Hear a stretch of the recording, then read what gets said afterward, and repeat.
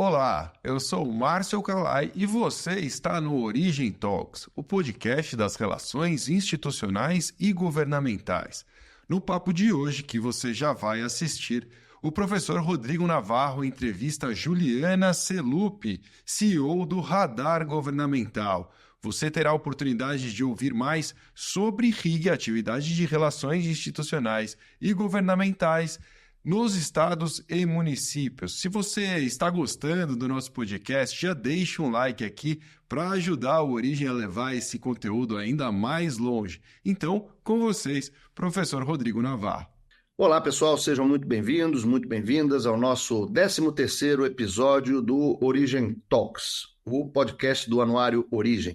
E hoje estamos aqui com uma convidada super especial, que é a Juliana Selupi, fundadora e CEO da Radar Governamental. Seja bem-vinda, Ju. Obrigada, Rodrigo.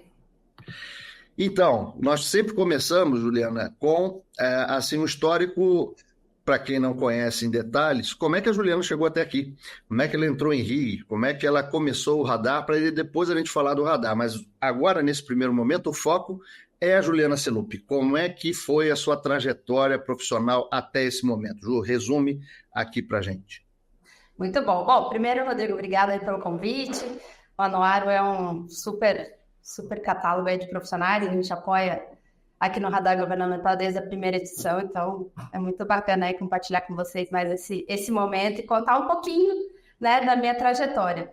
É muito difícil, né, a gente falar da gente, assim, mas é claro que tudo que eu construí, eu tenho muito orgulho, não foi fácil chegar até aqui.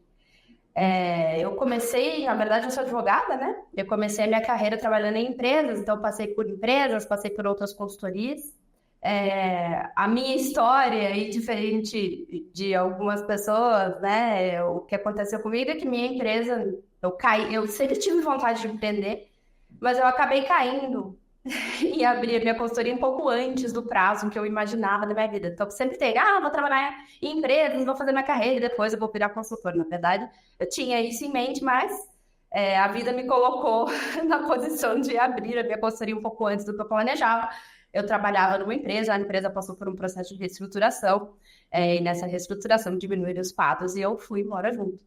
Então, a minha história... E aí eu falei, não, o que eu vou fazer, né? Puxa, eu já tinha essa vontade de empreender, eu sempre tive essa coisa, né, do empreendedorismo ali dentro de mim. E falei, não, bom, então abri a minha consultoria e comecei as operações do Radar, começando aí como escritório de advocacia ainda, depois que se transformou aí no Radar. Então tivemos um processo grande, mas de forma resumida, eu comecei a minha carreira trabalhando em escritórios de advocacia, mesmo na área tradicional do direito, e depois eu migrei para as relações governamentais, aí trabalhei em empresas, associações, depois eu fundei o Radar, a gente já vai fazer aí 10 anos de existência, então é uma história longa para resumir, mas eu iniciei mesmo por a vida me colocou nessa posição e hoje eu sou muito feliz por isso, né? Então, para começar aí com uma frase de incentivo, às vezes acontecem coisas na nossa vida que a gente acha que não são tão boas, e no final foi o melhor momento possível, né? As coisas foram acontecendo.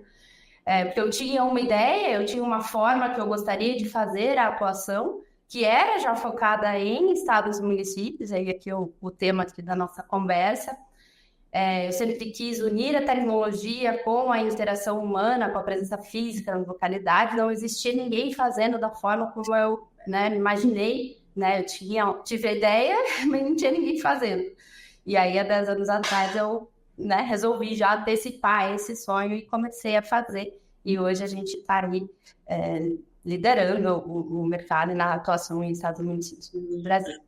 Show, show. Você, a sua formação, como nos mostram os dados do Origem que está para sair agora, dia 7 de novembro, teremos o grande evento de lançamento, antecipando aqui, sem querer dar spoilers, com muitos dados, artigos, entrevistas, é uma edição repleta de recordes. E lá tem exatamente a atividade de RIG, os profissionais que desenvolvem, são de formações, como a gente sabe, múltiplas, mas você tem a formação, de acordo com os dados, que é a número 1 dos profissionais de RIG, que é advogado, né? Então, essa trajetória, experiência de empresas e depois empreender, também é um fato que muito acontece. O pessoal até com mais experiência, não foi o que ocorreu com você, você fez até ali por uma circunstância, né? Foi empreender ali e tem essa trajetória de sucesso aí que vai fazer 10 anos, mas a gente vê...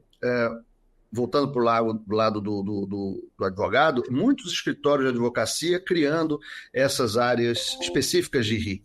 Você tem também muitas empresas, a gente já falou aqui com muitas delas, de comunicação, que aí resolvem abrir um braço ali, né, uma ramificação de RIG e trazer aquele expertise para ampliar a sua atuação.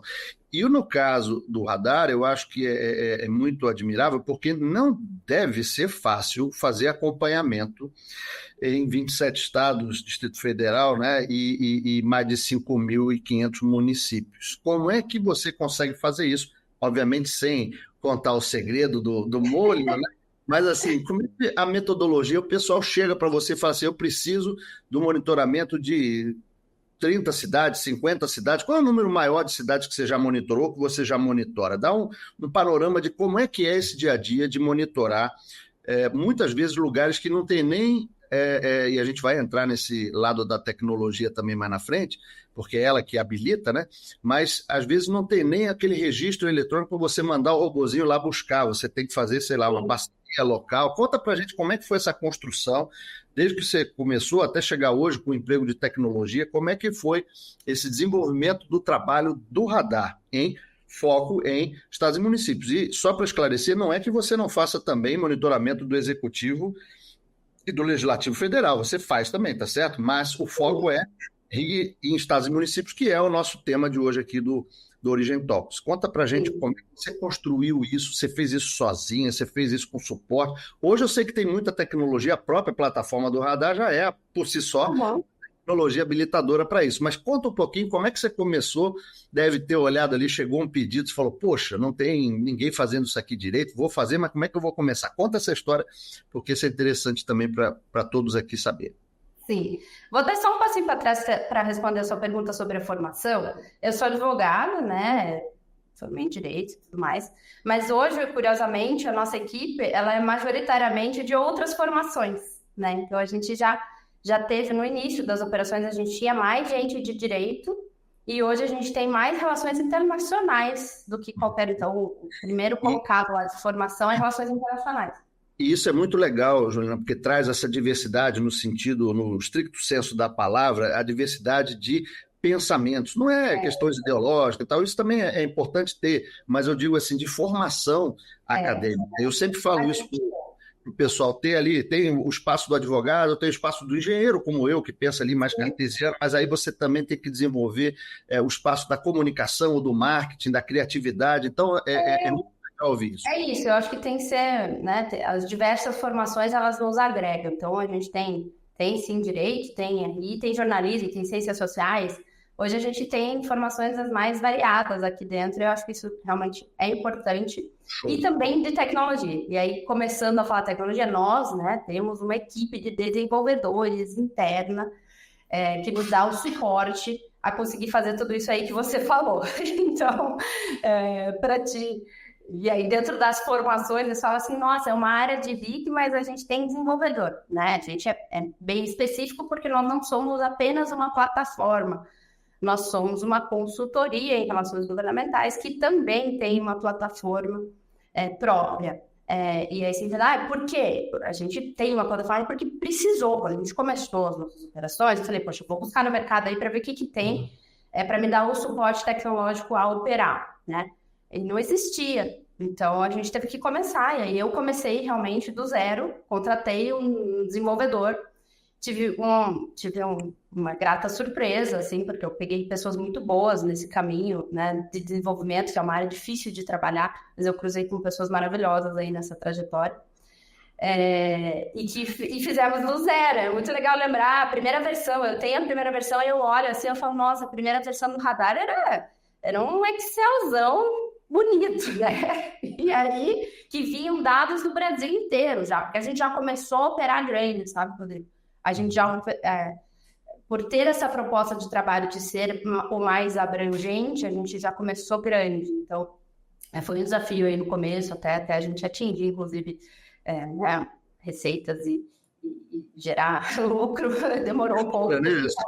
Essa cobertura de hoje, ela alcança o que hoje? Quantos estados? A gente tem operação no Brasil todo, mas a gente tem um foco prioritário em Brasília, claro, e até é uma coisa legal de você ter comentado. É claro que a gente opera em Brasília, não tem, a gente tem um escritório lá em Brasília, inclusive, temos operações lá bem consolidadas, não tem como fazer isso sem falar de Brasília, mas então, né, Brasília, todos os estados são 100 municípios prioritários, é onde são um pouquinhos, tá? Um pouco mais de 100, mas a gente consegue plugar e fornecer informações em qualquer município do Brasil, porque essa é a principal aqui da nossa atuação.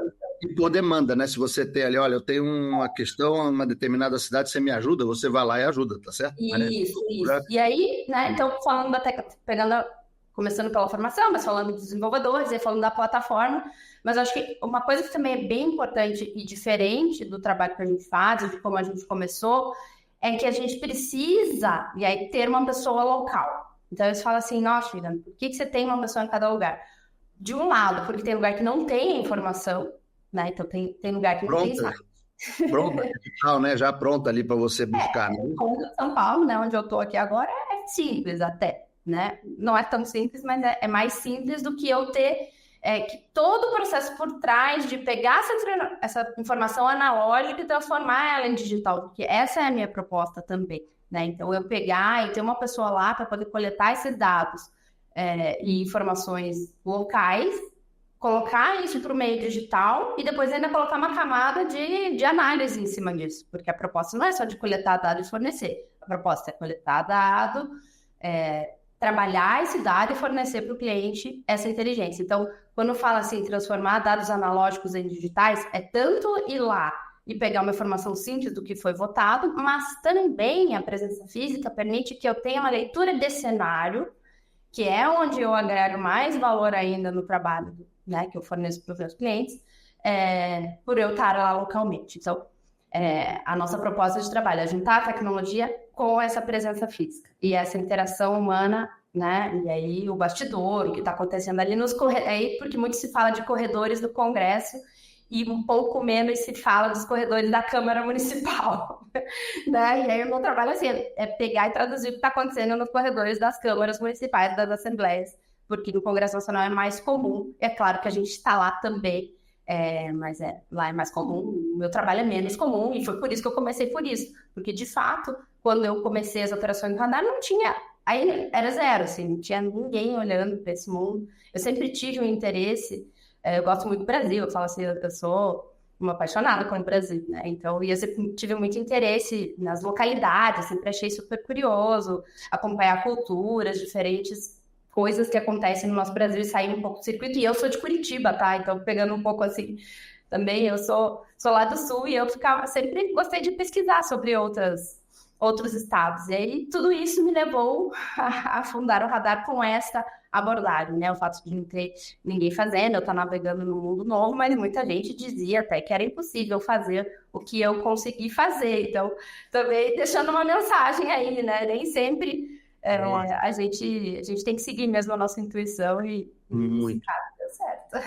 Sabe que é importante esse ponto, sabe? A perseverança, a resiliência, a flexibilidade, a tenacidade, e isso me lembra uma abertura de um dos livros que eu escrevi, que eu dediquei até ali ao compositor Tchaikovsky, que no seu concerto número 1 para piano e orquestra, ele escreveu o concerto, sabe? E dedicou para, na época, o Rubinstein, que era o maior pianista do mundo, né? Dali. E ele fez aquela dedicatória com todo carinho, entregou para o cara foi, levou para casa, voltou e falou, pô, Tchaikovsky, isso aqui é impossível de tocar, toma isso aí, muda isso tudo. O cara falou, não vou mudar nada. Vai assim mesmo. E o cara, a perseverança dele, hoje é um dos concertos mais admirados e mais tocados. E depois, 3 anos depois, o Rubinstein falou, me desculpa, realmente eu não tinha enxergado essa obra aqui assim e tal. Então, a necessidade é a mãe das invenções. Não tinha, você teve que fazer, tá certo? 2, sempre aparece gente para tacar pedra. Para ajudar é mais difícil, mas para tacar, mas isso aqui é ruim, aquilo ali está faltando isso, aquilo outro, isso também. Então a gente tem que superar isso, né? Esses críticos de plantão. Não é que agregar não agrega nada, mas criticar, critica. A gente falando a gente gosta, e é tão legal a gente misturar Helgov falando também dessas coisas assim de carreira, de perseverança. Eu falo, Isso. Né, a gente está aqui eu falei, eu peguei meu café aqui antes da gente começar a conversar, porque é tão legal a gente falar também disso, né? Pegando...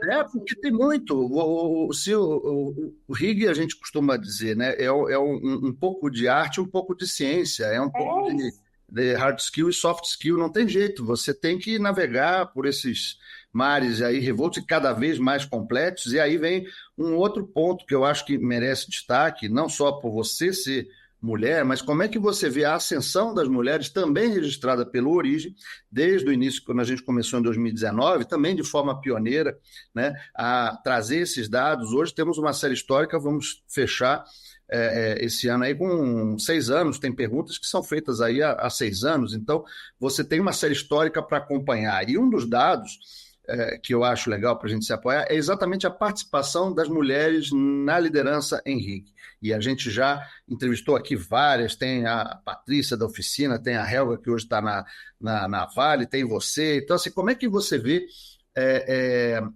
essa participação e esse caminho? Porque eu sei que você também militou, trabalhou, expôs, brigou por isso, e hoje tem um resultado de mais de 40%, né? Das lideranças que estão lá no Origem são de mulheres. Se não me falha a memória, sem querer dar um spoiler aqui, acho que chega a 43%, né, dos participantes já são mulheres, que é um número impressionante, principalmente se você olhar como começou, que foi de 20 e poucos por cento, quase, né, dobrou. Como é que foi essa trajetória? Como é que você enxerga essa trajetória na área de relações governamentais? Tem espaço para crescer? Já fizeram muito? Agora é hora de olhar para outros aspectos, por exemplo, negras, que isso aí também é muito baixo, ainda PCDs também é muito baixo, e de novo o Origem traz esse número.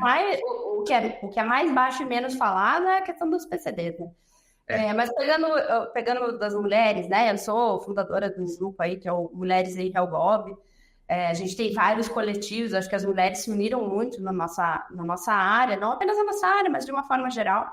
É um assunto que veio com tudo, né? É um movimento que ele veio realmente muito das mulheres querendo se posicionar e querendo se colocar, e a gente trabalhar principalmente o inconsciente, né? Aquele do unconscious bias, porque que eu contrato um homem e não contrato uma mulher que tem os mesmos skills. Eu sou uma defensora assim, né? A gente precisa qualificar melhor as mulheres para que a gente coloque elas em pé de igualdade, não é que eu vou colocar uma pessoa desqualificada numa função só porque ela é mulher ou só porque ela é mulher. Aí a posição não é essa, né? Aí, claro, cada um tem a sua posição. A minha opinião é essa. Minha opinião é dar formação, né? E a gente, eu até trabalho pessoalmente em relação a isso.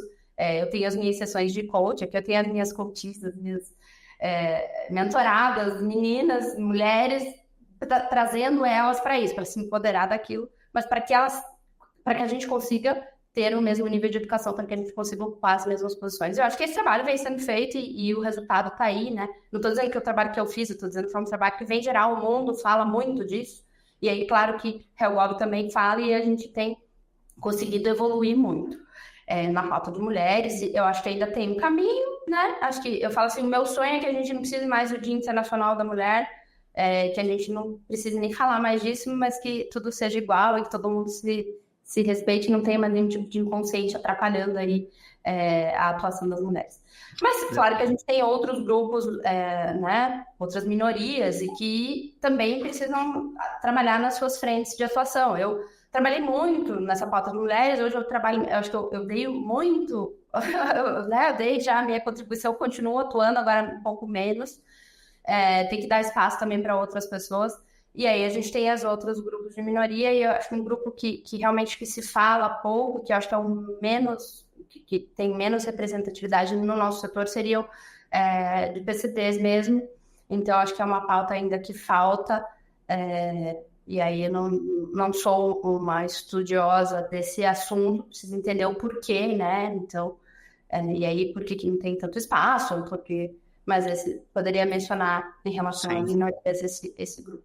Sim, e de novo, não precisamos ficar só no achismo, na percepção vaga. A gente tem dados que comprovam isso. Quando você vai abrir o Origem ali, você vai ver, que legal, cresceu aqui. Poxa, mas essa categoria de minoria, vamos chamar assim, precisa uma atenção. E ainda você vai ver consultoria ou empresa e tal, você também tem aqueles eixos do Origem, né, de empresas, de entidades, de consultorias ou escritórios de advocacia que tenham essa área, ou mesmo terceiro setor, essa falta de atendimento ali, que é um trabalho conjunto, como você falou, não foi você, não fui eu, cada um fazendo um pouco ali, contribuindo para melhorar essa situação, até chegar nesse número, por exemplo, no caso de mulheres, que já é um número significativo, mas claro, nas consultorias você vai ver no Origem, você vai ver menos consultorias fundadas por mulheres ainda. Sim. Né?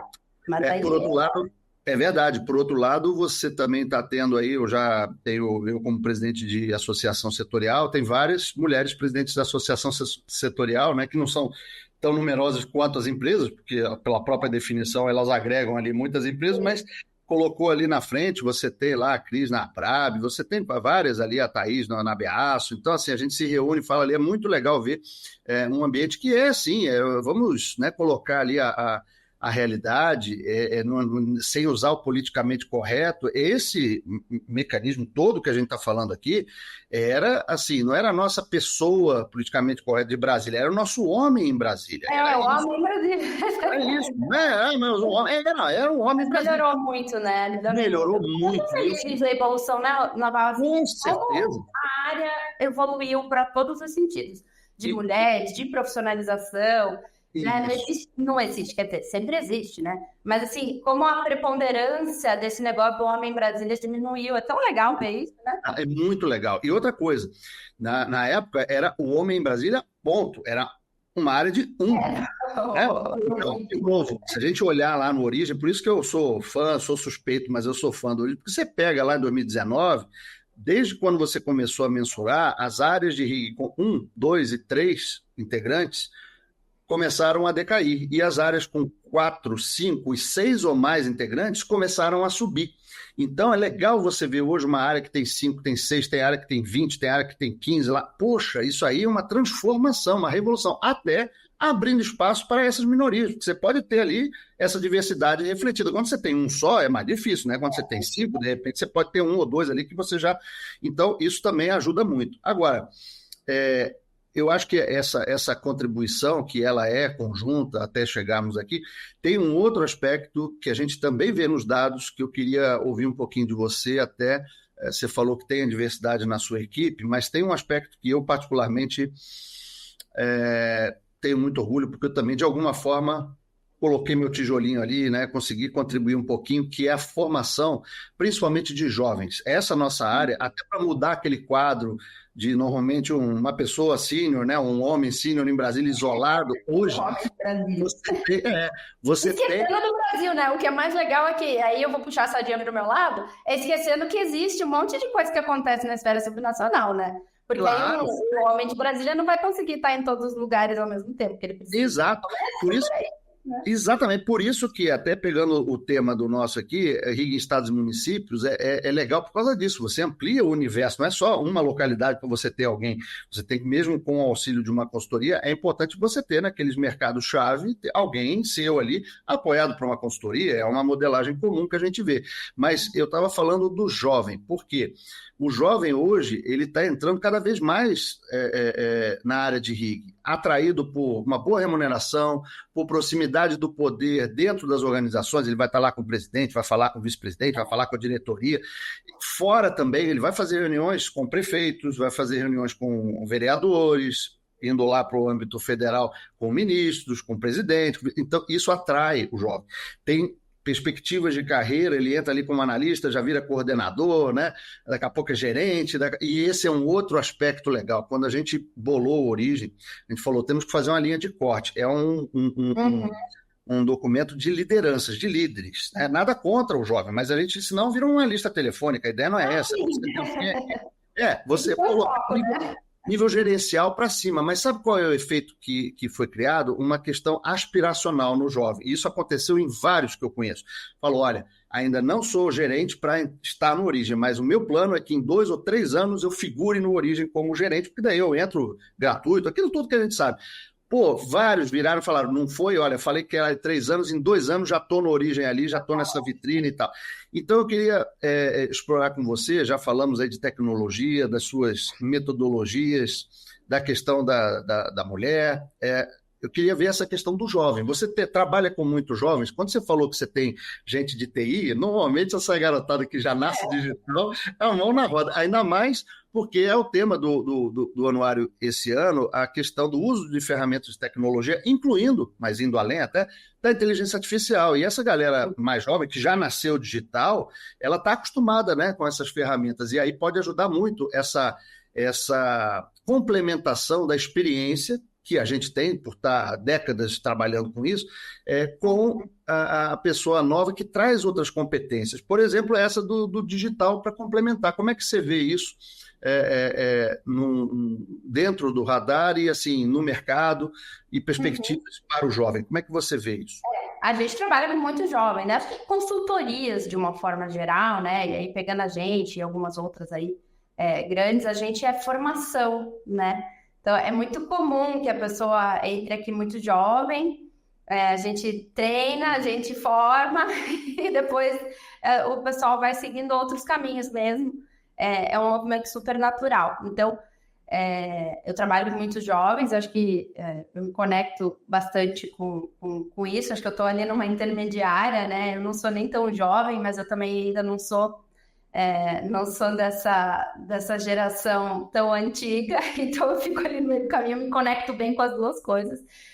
E a gente trabalha com o pessoal, né, novo aí também, então eu entendo bem como é que eles enxergam, né, essa coisa. Então tem esse caminho natural, você começa pela consultoria, depois você vai para outros lugares, e sim, eles têm uma proximidade maior com a tecnologia, para eles é mais fácil lidar com tecnologia do que uma pessoa de uma outra geração, né? Então, e aí, o que eu poderia, até para falar assim para os jovens, né? O que eu poderia dizer para o pessoal que está em formação ou que está interessado, né? Em trabalhar com relações governamentais. Bom, primeiro, buscar se qualificar, né? Porque como não existe uma formação específica, a gente já começou falando disso, né? Então, direitos, relações internacionais, jornalismo, engenharia, qualquer formação é formação, basta você ter interesse. Então, experiência é importante e qualificação, né? Então, tem muitos cursos que a gente vê, né? Que são legais mesmo para você começar a ter alguma experiência mínima na área, para você começar, né, a entrar no mercado. Então, essa qualificação eu acho que seria uma coisa legal. E participar das associações, né? Hoje a gente tem 2 principais associações, que é o IRELGOV e a BRIG, que são associações super sérias, super bacanas, cada uma aí com a sua área preponderante de atuação. Então, eu sempre digo, e o pessoal me pergunta bastante, como que eu faço? O aluno me procura no LinkedIn, né? Eu uso bastante o LinkedIn. Eu recebo muito perguntar, como que eu faço para começar e tudo mais. Mas é isso, Matt. E eu achei legal as pessoas que me perguntaram, não sei, isso aí, manda mensagem mesmo, vai perguntando, se interessa, né? Não, e esse aspecto aí que você tocou, Juliana, a questão da formação, até porque você não tinha cursos, nem de curta, nem de média, nem de longa duração lá atrás, os pioneiros nesse mercado serviram exatamente de formar mão de obra, e você tinha que levantar a mão para o céu, porque você encontrou ali um lugar onde você ia aprender na prática a fazer isso. De lá para cá, muito se avançou na questão da formação, como você falou, tem a ABRIG, tem o IRELGOV, lembro que também tem a ABERJ, que tem mais comunicação, mas também está tendo também essa pegada de relacionamento institucional governamental. Eu mesmo, quando lancei em 2015 o MBA pela FGV, foi o primeiro MBA a tratar desse tema, e hoje lá se vão 36 turmas, ou já formadas ou em formação, isso na pós-graduação. Agora, você tem cursos de curta duração, e você citou aqui capacitação na ABRIG, no IRELGOV, na própria BERJ, eu mesmo faço workshops, a gente faz treinamentos em company, a necessidade de capacitação ela é fundamental. O conhecimento técnico específico para fazer isso, eu não me canso de falar, não é para qualquer um.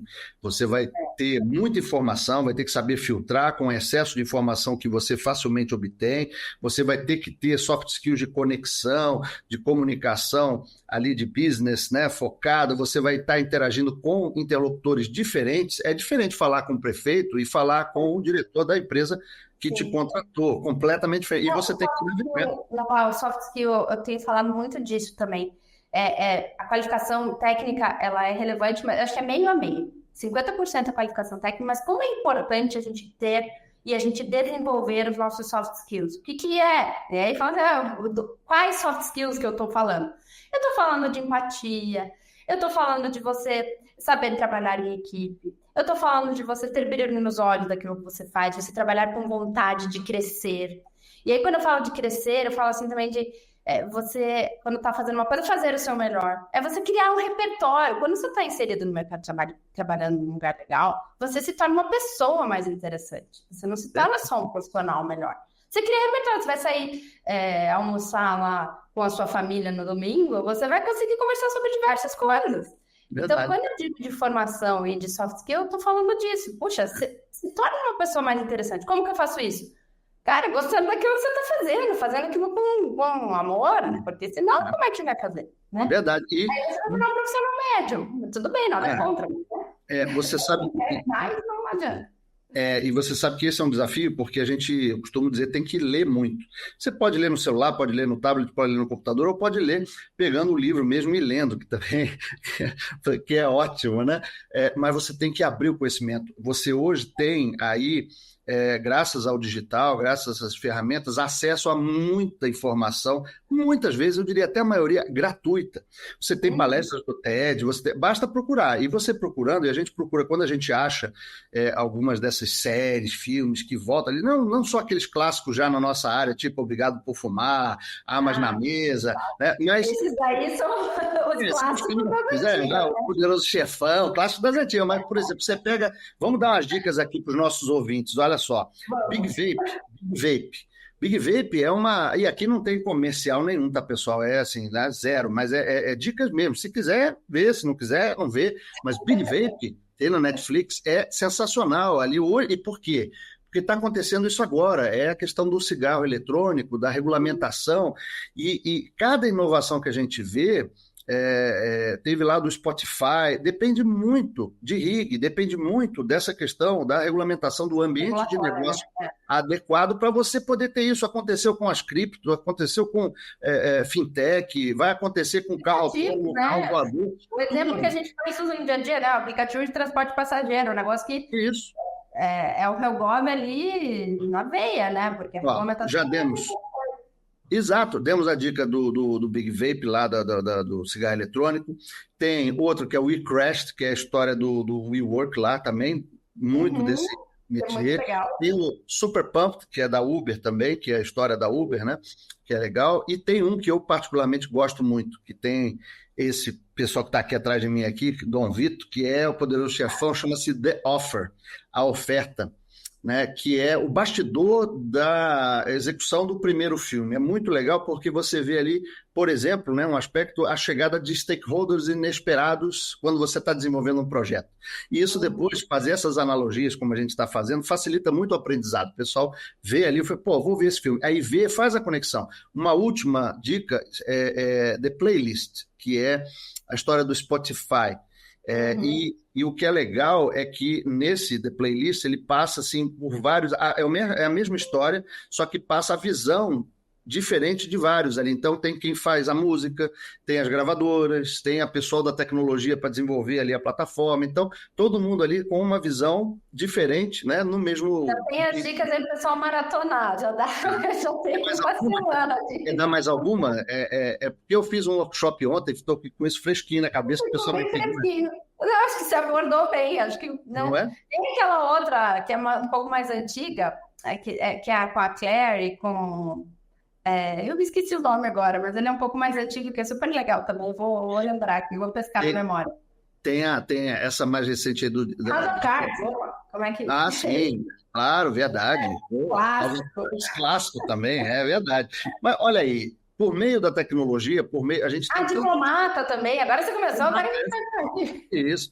Tá vendo, olha aí, quantos que tem a ver muito com o que a gente faz, com o que a gente pode aprender, né? Então, nessa parte aqui, a gente está caminhando aqui para o nosso parte final aqui. Eu queria ver com você, primeiro, se tem alguma questão que você gostaria de abordar, que a gente não falou aqui, que seja relacionada à metodologia, ao uso da tecnologia, que você lança a mão, a questão da capacitação, a questão do jovem, a questão da mulher, já, né, dicas de aprofundamento.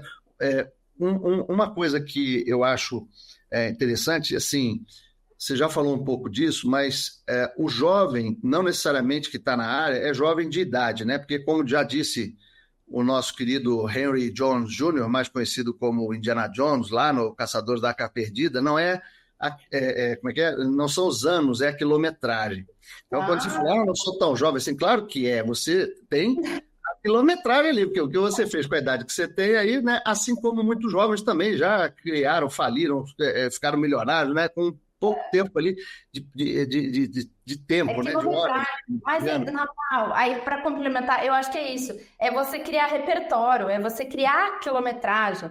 É quando você está fazendo aquilo que você está fazendo, você fazer o máximo que você pode, né? Então, realmente, cada pessoa tem seu próprio tempo de desenvolvimento, tem seu próprio tempo de maturação. Mas se tem uma coisa que eu posso complementar, isso que você está falando, né, pegando essa coisa do jovem, é isso, assim, faça o seu melhor todos os dias. Eu acordo todo dia, assim, eu amo o que eu faço Agora, outro ponto, eu não amo 100% do que eu faço, tem coisa que eu faço que eu não acho tão legal. E mesmo assim eu faço bem. Claro. Então, mas o pessoal, né, e aí do jovem, tem que entender isso, tem que entender que não é 100% do que eu faço no meu dia que eu gosto agora. Eu tenho que gostar, eu digo assim, é 50%. Mas pelo menos 50%, né? Isso, mas o que eu ia colocar, Juliana, é o seguinte, não é só o jovem de idade, é aquele jovem na área, porque hoje você também está tendo uma migração.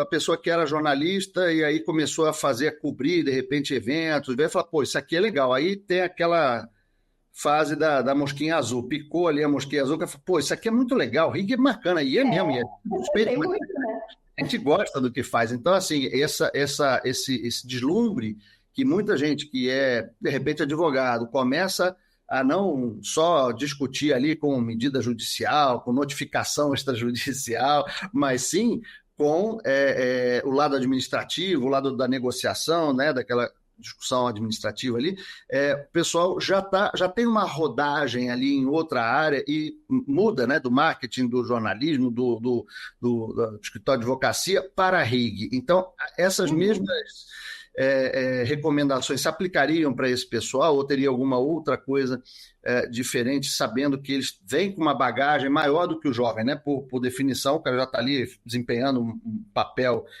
até muitas vezes sênior, né, em alguma empresa, e depois ele resolve migrar para o RIG. E esse pessoal, o que a gente poderia recomendar para quem está chegando na área, que não é necessariamente jovem de idade, mas é jovem na área de RIG? É, né? Jovem na área. Isso. Eu não tenho nenhuma recomendação específica, eu acho que só seria assim, abra sua mente, né? Abra sua cabeça para você poder atuar em novas frentes.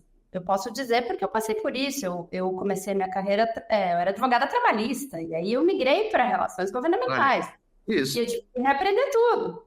Então, assim, reaprenda, abra sua cabeça, saiba que você vai aprender um monte de novas coisas, mas isso eu digo no geral, eu falo de mim hoje. Todo dia eu aprendo alguma coisa nova.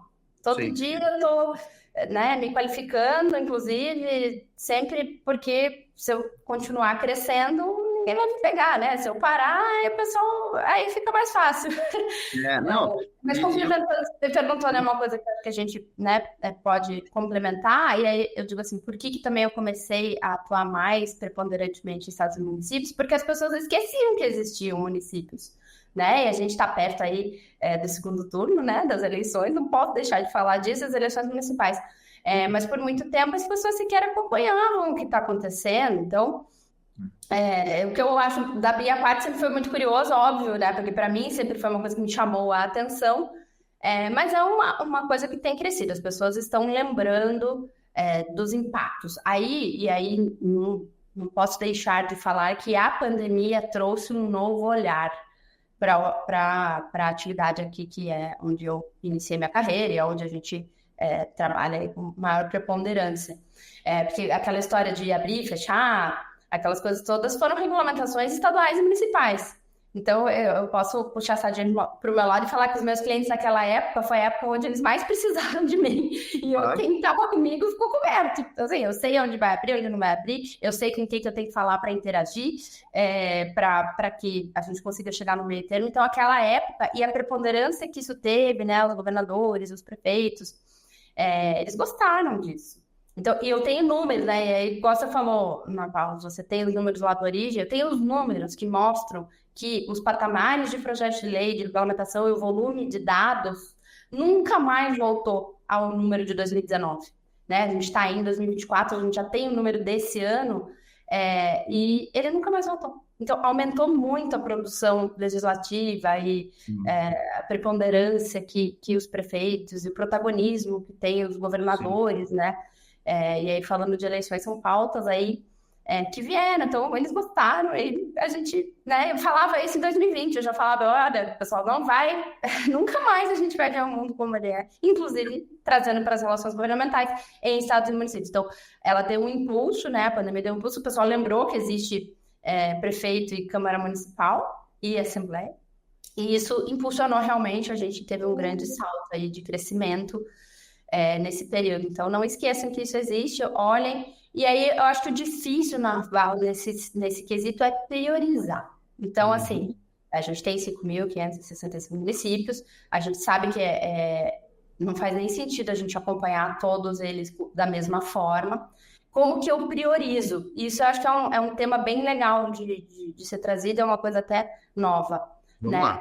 Como priorizar, né, essa atuação? Então, aí existem diversas formas de você fazer isso. Você vai ver onde você vende mais, onde que dentro de uma micro-região, onde é que saem mais regulamentações que impactam as outras, então, para você otimizar os custos, porque senão realmente vira uma coisa astronômica, né? Você tem aí um monte de lugares, você vai acompanhar, mas você vai atuar onde o impacto é maior. Então, é preciso também fazer essa linha de código. Um outro ponto aí bem novo também que a gente tem trabalhado, então é isso, é saber priorizar, porque precisa ser acompanhado. Acho que assim, todo mundo se convenceu que precisa ser acompanhado e precisa atuar, né?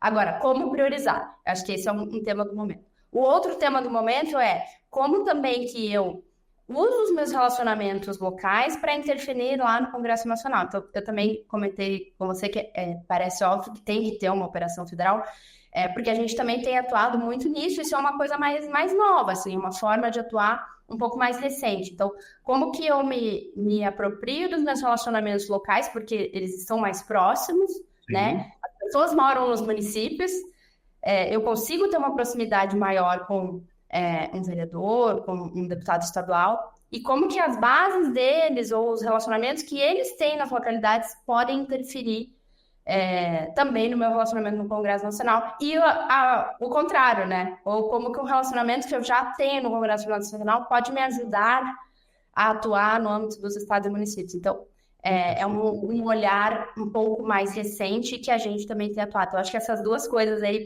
você me perguntou, né, de coisas novas, de coisas que a gente tem trabalhado e que não trabalhava quando eu comecei a atuar nisso, são essas duas frentes. Eu acho que a percepção que é tudo interligado, que é um ecossistema, você tem em Brasília, né? Primeiro, quem está lá, deputado, senador, foi colocado lá com voto ali por um estado. Então, ele tem ali a missão de trabalhar para aquele estado que ele está ali, né? Você tem na Câmara a proporção, o outro lá é fixo e tal, no Senado, mas ele veio de algum lugar. Então, o pessoal até quando fala, esse pessoal de Brasília, peraí, pessoal de Brasília o quê? Veio gente de São Paulo, veio gente do Rio. O pessoal de Brasília, na verdade, eles não são de Brasília. Tem, mas é muito pouco de cidade. Esse é um aspecto. O outro também é que os próprios estados têm representação em Brasília, tem escritório de representação em Brasília. Então, eu achei interessante esse ponto, porque, às vezes, até para você chegar lá, via o estado aqui, você consegue, né, ter uma ligação. Assim como muito pode ter também escritórios regionais, né? Isso, então, atualmente é muito mais rápido ou muito mais fácil, ou depender, daí é aquilo, né? Aí depende da estratégia. Exato. Você atuar pelos escritórios regionais também. Uhum, perfeito, é isso mesmo.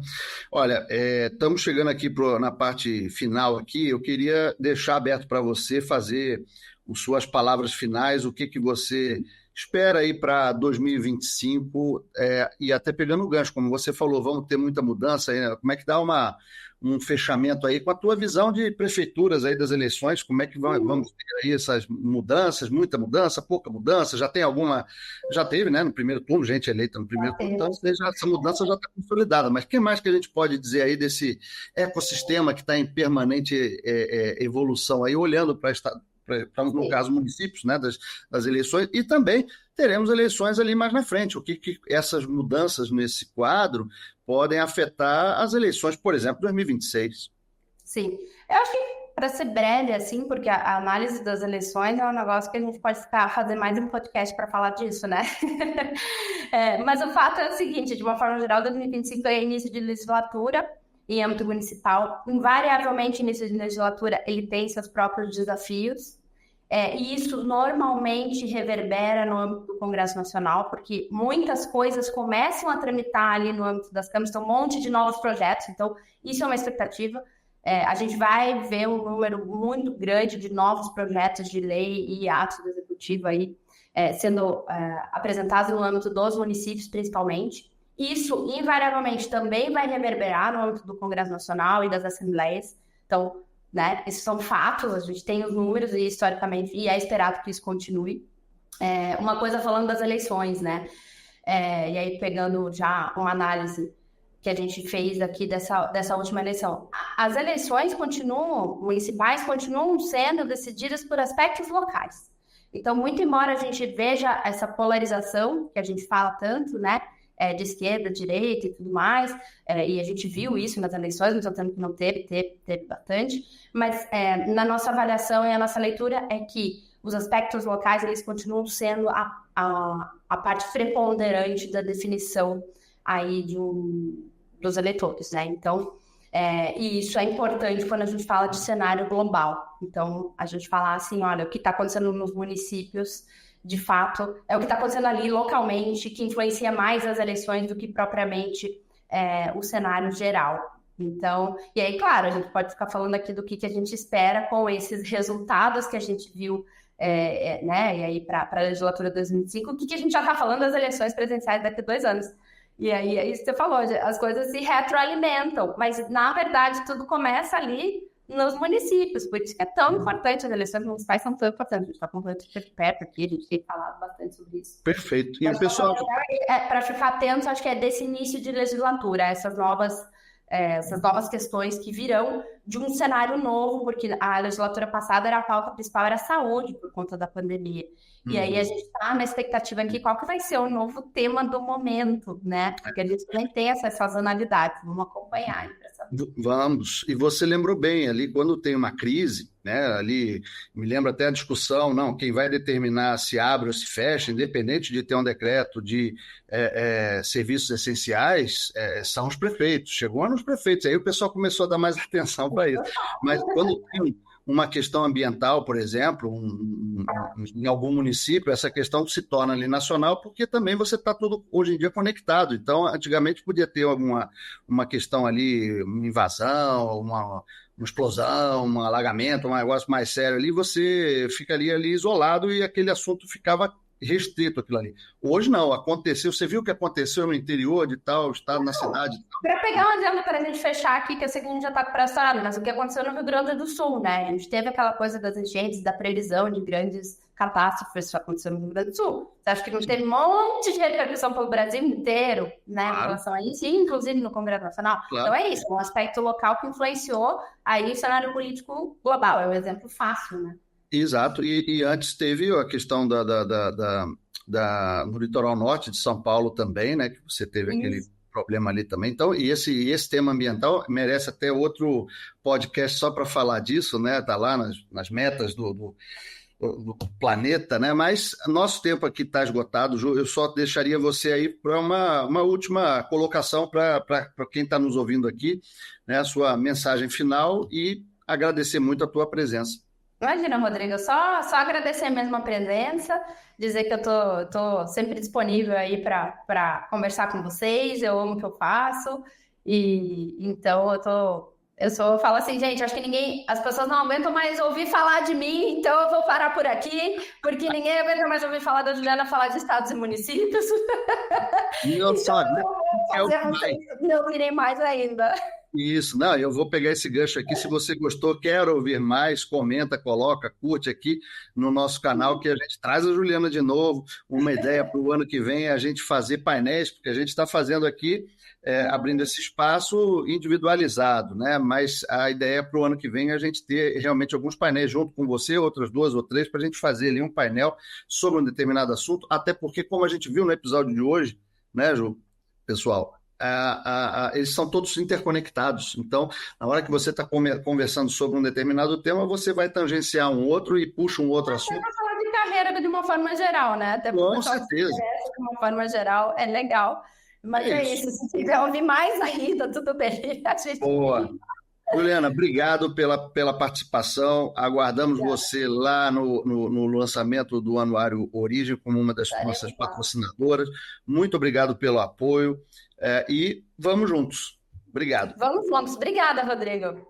E aí, gostou deste conteúdo? Então lembre-se de deixar um like aqui neste vídeo se estiver nos assistindo pelo YouTube ou de avaliar o Origem Talks na sua mídia de áudio favorita, porque dessa forma você nos ajuda a levar este conteúdo ainda mais longe. Se você tiver alguma sugestão, comentário, pergunta, fique à vontade para deixar também aqui no campo reservado para os comentários. Será um prazer ouvir mais sobre a sua opinião, o que você gostaria de encontrar por aqui nos próximos episódios. E é claro, se você quiser saber mais sobre o Origem, acesse anuarioorigem.com.br. Valeu!